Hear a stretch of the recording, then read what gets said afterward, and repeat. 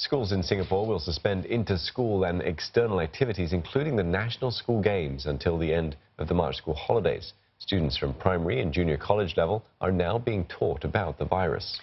Well, schools have also adopted other precautions, including staggered recess times. Deborah Wong has the details.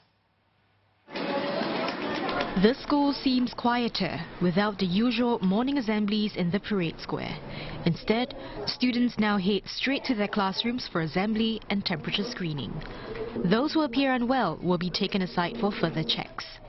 Starting this week, schools have also rolled out lesson materials to help students understand the science behind the novel coronavirus and the current situation.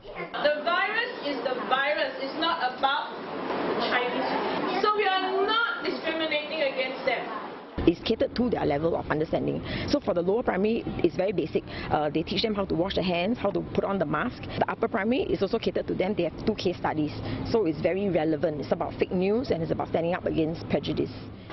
Schools have had to tweak timetables to stagger recess timings in light of the outbreak. At Farrer Park Primary, there are now 4 recess time slots instead of the usual 2. It usually takes around 5 to 10 minutes for students to get their food, but queues are a lot shorter now with fewer students in each break. Now this canteen, for example, can take up to 400 students, but as mass assemblies are scaled down, the school has limited gatherings to not more than 240 students at one time. Being a child, they may be afraid because their parents are afraid. I think the important message we want to impress upon our children and also ourselves, let us not be more afraid than we should.